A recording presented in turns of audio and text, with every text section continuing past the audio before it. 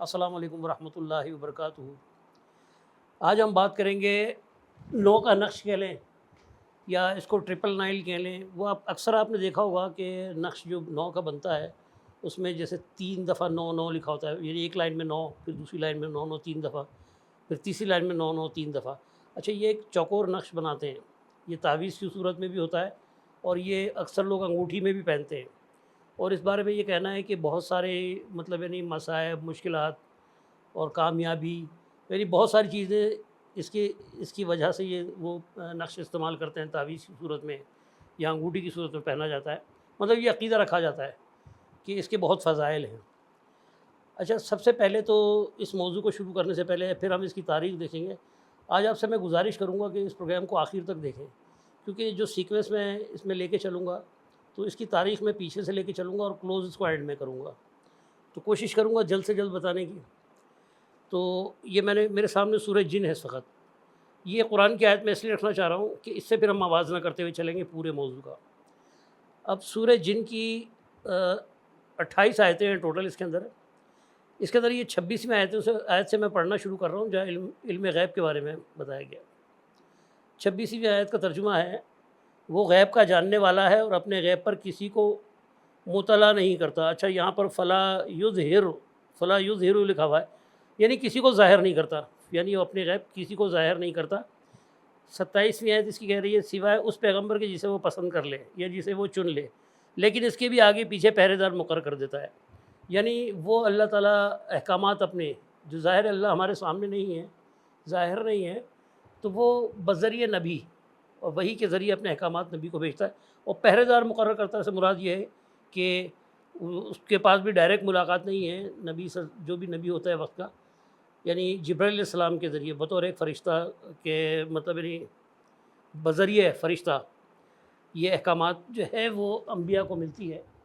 तो यानी वो बातें अल्लाह की जो है गैब की बातें, हमारे लिए तो गैब की बातें हैं, लेकिन ये बातें सिवाय पैगंबरों के वो आम लोगों तक अल्लाह ताला मतलब उसको ज़ाहिर नहीं करता।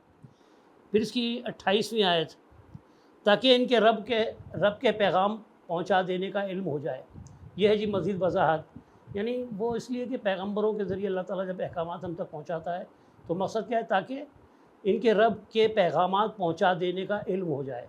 अल्लाह ताला ने उनके आसपास का अहाता कर रखा है और हर चीज़ की गिनती का शुमार कर रखा हुआ है। अच्छा, ये हर चीज़ की गिनती का शुमार कर रखा हुआ है, ये अल्लाह के अलावा किसी को नहीं पता कि वो कौन सी गिनती है, क्या है।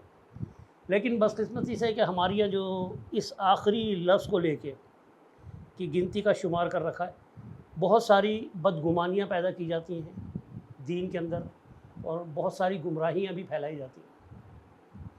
तो सबसे पहले तो मैं आपको ये बताऊं कि ये जो इल्मुल आदाद जिसको कहते हैं, ये नंबरों का इल्म जो है ना, इसको उर्दू में इल्मुल आदाद कहते हैं और इंग्लिश में अगर आप इसको कहेंगे तो आप न्यूमरोलॉजी कह लें। तो ये जो न्यूमरोलॉजी का इल्म था ये काफ़ी क़दीम है, ये अभी का नहीं है और इसका ताल्लुक़ जो है वो देवी और देवताओं से था। इसकी तारीख़ के अंदर अगर हम जाना चाहेंगे तो सबसे पहले इसका जो मतलब जिसने इसके उसूल लिखे वो एक यूनानी फ़िलासफ़र था, पाइथागोरस के नाम से। अच्छा, ये काफ़ी पुराने दौर की बात हो रही है। ये पाइथागोरस जो है ये ईसा अलैहिस्सलाम से भी 500 यानी उनकी पैदाइश से 500 साल पहले का वाक़या है। ये उस दौर का है और वहाँ से ये सिलसिला चला। अच्छा, इसके मानने वालों में आप कदीम मिस्री ले लें, कदीम यूनानी ले लें, कदीम रोमी ले लें और फिर हिंदू मत को ले लें। ये इसके असरात जो है, इस न्यूमरोलॉजी के असरात इन सब के ऊपर हैं। तो अगर मैं बात करूं कि ये जो 9 का नक्श है, ये 9 क्या चीज़ है, हम इसको समझते हैं। सबसे पहले तो इल्मुल आदाद के अंदर 1 से लेके 9 तक नंबर होते हैं, जो हर हर्फ का एक नंबर होता है। जैसे अगर मेरा नाम है तो मीम का अलग एक नंबर अलॉट किया हुआ होगा, नून का कुछ होगा, और ये जो नंबर जो है वो उस इल्म के ज़रिए हमें पता चलते हैं कि किस लफ्ज़ का क्या नंबर है। यानी इल्मुल आदाद जो है ये हर एक की गिनती ही होती है, हर नंबर यानी हर नंबर का, हर अल्फ़ाबेट का एक नंबर अलॉट किया जाता है। अच्छा, ये सिलसिला वहाँ से चला था पाइथागोरस के दौर में।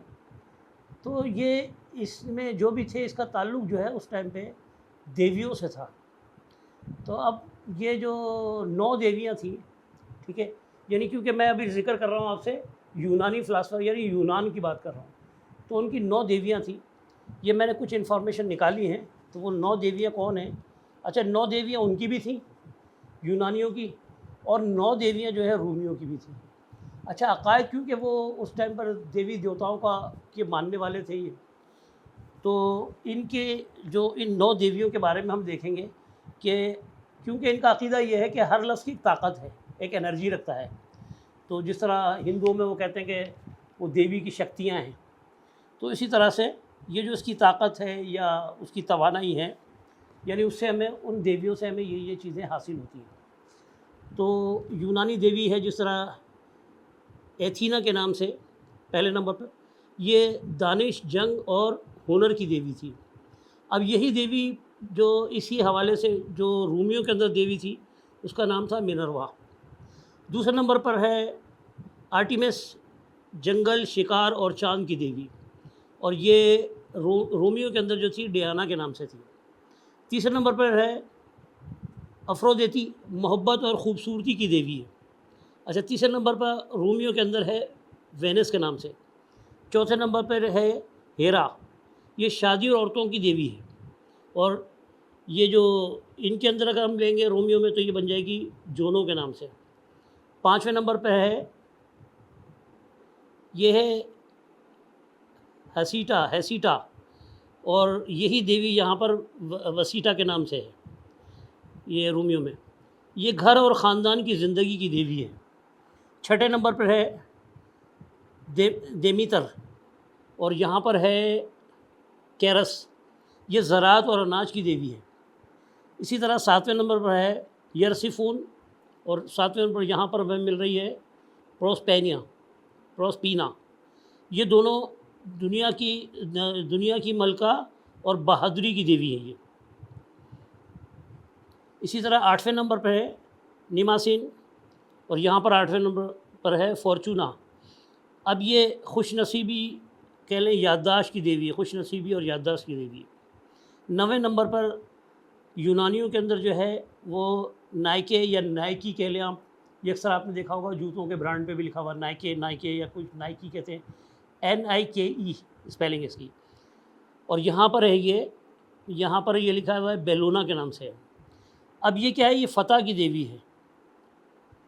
तो अब ये 9 देवियाँ, दोनों तरफ 9 देवियाँ हैं। तो इनका मानना ये था कि ये 9 ताकतें ऐसी हैं, अगर इंसान को ये 9 ताकतें मिल जाए तो उसके तमाम मसाइल हो जाएंगे। यानी उसको खूबसूरती भी मिलेगी, मोहब्बत भी मिलेगी, शादी भी अच्छी जगह होगी, घर भी अच्छा होगा, ज़राअत और अनाज की देवी से खुशहाल भी होगा, और बहादुर भी होगा, याददाश्त भी अच्छी होगी, खुशनसीब भी होगा, फ़तहयाब भी होगा, ठीक है, और जंगो जदल में भी बहादुर होगा। और जंगल उस ज़माने में शिकार का दौर था, तो जंगल और शिकार और तो ये सारी चीज़ों में यानी वो मतलब सारी चीज़ इसमें आ जाती है। यानी इतनी सारी अगर किसी को के मसले हल हो जाए तो फिर बचता क्या है पीछे।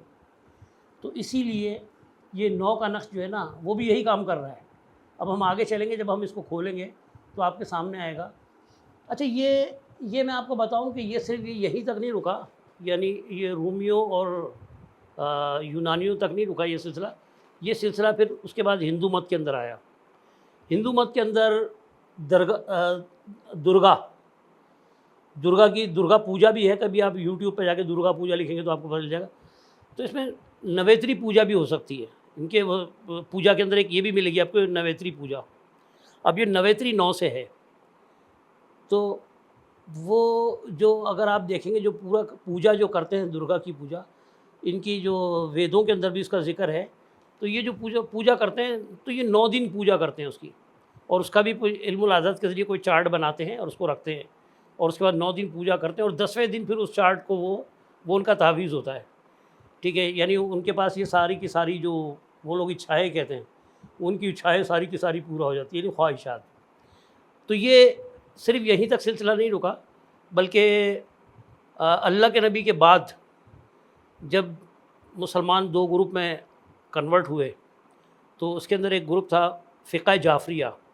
अच्छा, ये जो इमाम जाफ़र थे, जिन्होंने जाफरिया फ़िक़्ह लिखा, तो ये इमाम अबू हनीफ़ा के मतलब उस्तादों में से भी थे, और यानी इमाम अबू हनीफ़ा का दौर, इनका दौर एक ही दौर है।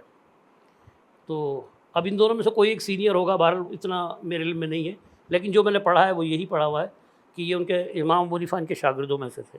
यानी ये एक ही दौर की बात हो रही है। तो इन्होंने इसको यानी इसको नाम दिया इल्म जफ़र का।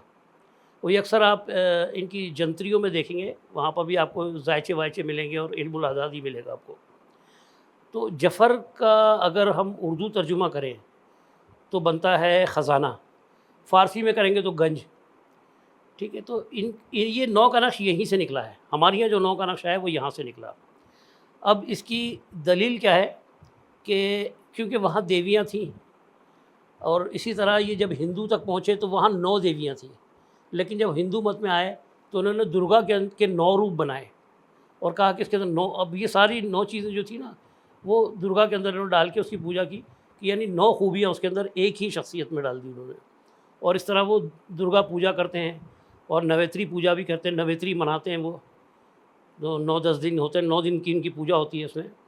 तो इसी तरह मुसलमानों के अंदर जब ये कन्वर्ट हुआ, ये काफ़ी कदीम में कन्वर्ट होते एक दूसरे को कैच करते करते जब यहाँ तक पहुँचा, तो यहाँ एक चीज़ सामने आई कि 9 का नक्श। अब यहाँ 9 देवियाँ तो इनके पास थी नहीं, लेकिन हिंदुओं से 9 रूप मिले इनको, यानी एक शख्सियत के अंदर 9 रूप हो सकते हैं, 9 क्वालिटीज़ हो सकती हैं। तो इन्होंने हज़रत फ़ातिमा का एक दर्जा बनाया, और हज़रत फ़ातिमा का जो है नंबर 9 ही बनता है। वो कैसे कि इल्मुल आज़ाद के हिसाब से मैं आपको बताता हूँ कि वैसे तो इल्मुल आज़ाद का आपको चार्ट मिल जाएगा, अगर आप सर्च करेंगे यूट्यूब वगैरह पे या गूगल करेंगे तो आपको 9 का नक्श मिल जाएगा। तो सॉरी, इल्मुल आज़ाद का पूरा नक्श मिल जाएगा आपको, चैप्टर मिल जाएगा कि किस लफ्ज़ के का नंबर क्या है। तो इसके अंदर मैं आपको, जो मैंने भी एक डायग्राम जो था उनका या एक चार्ट था, उस चार्ट से ही मैंने निकाला।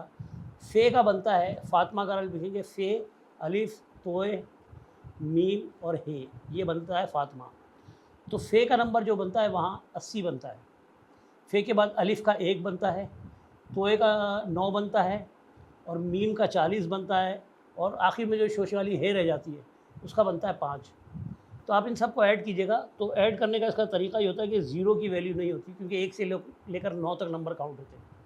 अब जहाँ 80 है वहाँ उसको आप 8 मानेंगे, तो 8 में जमा करें 1, 1 में जमा करें 9, 9 में अब जहाँ 40 है वहाँ क्या हो जाएगा 4, उसमें जमा करें 4, और जहाँ 5 है वो सिंगल डिजिट है तो 5 ऐड हो जाएगा। तो इन सब को जब आप जमा करेंगे तो आपके पास रिज़ल्ट आता है 27।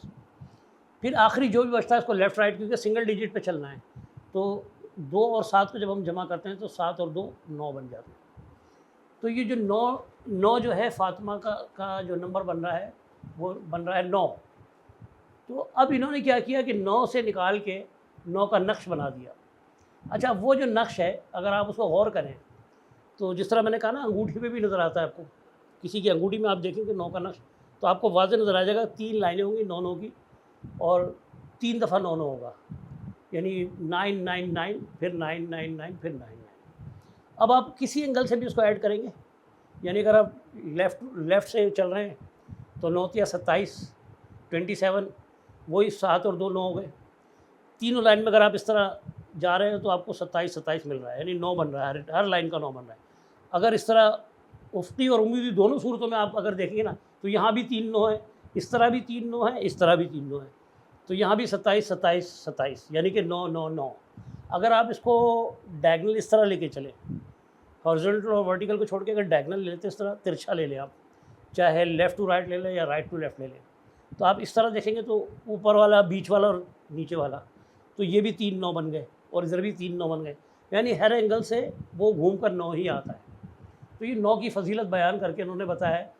तो ये बाबरकत 9, ये बाबरकत 9 बना के, यानी 9 के कमालात दिखा रहे हैं कि 9 क्या चीज़ है। तो 9 का सिलसिला मैंने जिस तरह आपको शुरू में बताया कि ये 9 देवियों के अंदर था, 9 अलग अलग देवियाँ थीं जिनकी पूजाएँ होती थी। फिर वो हिंदुओं में जब आया तो वो एक ही रह गई, एक ही देवी रह गई, सारी क्वालिटी। वैसे तो उनके पास और भी हैं, इसी तरह उनके देवता भी होते थे, लेकिन वो देवियों से ही लेते थे। यानी ये जो खुशहाली और ये खुश नसीबी, बहादुरी, खूबसूरती, ये सब चीज़ें वो कहाँ से ले रहे हैं? देवियों से ले रहे हैं। और इसके बाद फिर जब वो हिंदू मत में पहुंचा तो एक देवी को उन्होंने ये सारे इख्तियार का मालिक बना दिया कि ये सारे इख्तियार, सारी शक्तियाँ, सारी क्वालिटीज़ और सारी चीज़ें जो है ना उसी से मिलेंगी आपको। तो उसकी इसलिए पूजा की जाती है। अब इस तरफ यहाँ आ जाए मुसलमानों के अंदर, तो इल्म जफ़र के अंदर जो है ना, इन्होंने किसको लीडर बना दिया? हमारी देवी अब कौन बन गई? नाउज़ुबिल्लाह, हज़रत फ़ातिमा देवी बन गई है। अब क्योंकि उनका नंबर भी 9 है, तो इन्होंने कहा कि हम क्यों पीछे रहे, हम तुमसे भी ज़्यादा अफजल है, कि तुम्हारी देवी का तो नंबर कुछ बनता हो ना बनता हो, हमारी देवी जो है वो तो 9 ही है। तो अस्तग़फ़िरुल्लाह के साथ मैं कहूँगा कि हज़रत फ़ातिमा आप सल्लल्लाहु अलैहि वसल्लम की बेटी थी, हमने उनको क्या बना दिया। तो ये जो रिवायतों से, और मैं ये देखता हूँ कि जब मुझे बड़ा अफसोस होता है जब कोई बाशरा आदमी जब इस तरह की बात कर रहा होता है और दीन की बातें और 9 के नक्श की बातें करता है कि ये नक्श रख लें। अक्सर लोगों का अक़ीदा यही होता है, वो जो अंगूठी पहनते हैं ना 9 के नक्श वाली, उनका अक़ीदा यही होता है। तो इसलिए सबसे पहले मैंने सूरह जिन की आखिरी 3 आयतें पढ़ी थी आपके सामने कि इस्लाम के ख़िलाफ़ है ये अक़ीदा, यानी इख्तियारात जो है गैब का इल्म सिर्फ़ अल्लाह को है। अब क्योंकि वो नक्श जो है वो आपको खुशनसीबी दे रहा है, तो अब ये खुशनसीबी और बदनसीबी तो फिर हमारे हाथ में आ गई ना, फिर अल्लाह की तो ज़रूरत है ही नहीं। अगर आपको सारी चीज़ें मिल रही हैं आपको, यानी आपके अंदर आपकी खुशहाली भी है, आपके पास रिज़्क़ की फरावानी हो जाए, ठीक है, आपको अच्छा ख़ानदान बन जाए आपका, आप मतलब यानी खुश शक्ल भी हो, ठीक है, और आप खुश नसीब भी हो, तो फिर जब सारी चीज़ें आपको मिल जाती हैं तो आपको अल्लाह की ज़रूरत रहेगी? यकीनन नहीं रहेगी। हम ये सारी चीज़ें अल्लाह से ही तो मांग रहे होते हैं, तो फिर कहाँ कौन जाएगा अल्लाह के पास? फिर अगर एक नक्श ही ये सारा काम कर रहा है तो फिर कहीं जाने की ज़रूरत नहीं है। और वो नक्श भी किसके नाम का है? हज़रत फ़ातिमा के नाम का। यानी इसका मतलब ये कि हमें अल्लाह से ज़्यादा हज़रत फ़ातिमा की अहमियत ज़्यादा हो गई है, क्योंकि वो सारी चीज़ें हमें दे रही हैं। तो इसका मतलब ये है कि ये सारी चीज़ें दीन में गुमराही पैदा करती हैं। तो बहरहाल जो मैंने सर्च किया, आप भी कर सकते हैं इस तरह का काम, आप भी सर्च करें नेट के ऊपर और जाएँ और गूगल करें। अब तो मतलब आपको बहुत सारी किताबें पढ़ने की भी ज़रूरत नहीं है, अब तो गूगल करके भी मालूमात ले सकते हैं आप। तो आप जाएँ, निकालें और इन चीज़ों से, इन खराफत से बचें और ख़ुद भी मतलब इन्हीं से अमल करें और दूसरों को भी इसके बारे में बताएं कि भाई अगर आप नबी का कलमा पढ़ रहे हो, अल्लाह रसूल का नाम ले रहे हो, तो अल्लाह रसूल के तरीके पे चलो। फिर ये पाइथागोरस के तरीके पे चलने की आपको क्या ज़रूरत है? अगर वो देवियों और देवताओं वाले अक़ीदे ही लेके चलने हैं तो फिर कलमा क्यों पढ़ रहे हो, ला इलाहा इल्लल्लाह मुहम्मद रसूलुल्लाह? फिर तो ज़रूरत नहीं है। चलिए बहरहाल अपना ख़्याल रखें। अस्सलामु अलैकुम व रहमतुल्लाहि व बरकातुहू।